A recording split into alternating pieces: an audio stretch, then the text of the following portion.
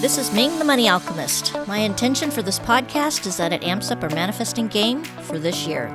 Each call will play with a topic related to money, and we'll have a practice, and we're going to have some fun around it. Please join me, and we're going to have a great time. Hey everyone, thanks for joining me for another episode of Money Alchemy. We have quite a little journey today, so sit tight and let's get into it. So first of all, some big news. Our podcast journey is nearing its sunset with only 6 more episodes to go. But worry not, because we're concluding this wonderful journey by introducing you to my latest book, Spiritual Currency. So stay tuned. Let's make these last episodes truly transformational. If you find that spiritual currency resonates with you and you think that's what the world needs right now, as I do, please share the love. Tell your family, friends, and even that neighbor that you wave to from across the street. And send emails and send links. This message really needs wings.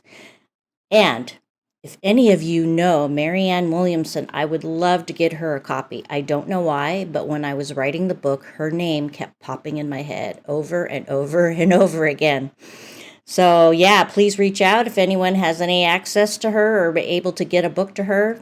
That would be really wonderful, and I would really appreciate it. I really feel like this book, Spiritual Currency, it's almost like the final book for me. I shouldn't say final because, every time I say never, it's always never, never, right? It's never, ever. But I feel like it's the most important book that I have written, from Money Blues to Blue Money, which was my own journey about money, to Spiritual Currency, which is really why I'm here. So it just feels like it's the right time to end the podcast as well. So let's pivot a bit and talk about the languages of love. And one of the languages of love is acts of service, which is my language of love. So not just talking about doing the dishes, while that is awesome, but I'm also talking about the currency of effort, saying or acts that I appreciate you louder than words ever could. So service is just not a 9-to-5 job. It's a love language that impacts the giver and the receiver, enriching both in ways that are immeasurable in terms of material wealth. This brings me to the story of back in September of my birthday. I was on my way to New York, and it was to celebrate my birthday, and I had the privilege of meeting a hotel concierge who understood this love language actually also so profoundly that she turned my trip into a sublime experience. So how did I reciprocate? While I was at the airport in the morning on my way home, I composed a letter to her superior, singing praises of her exceptional service. Gratitude shouldn't be a silent prayer, should it? Especially when someone's service speaks volumes.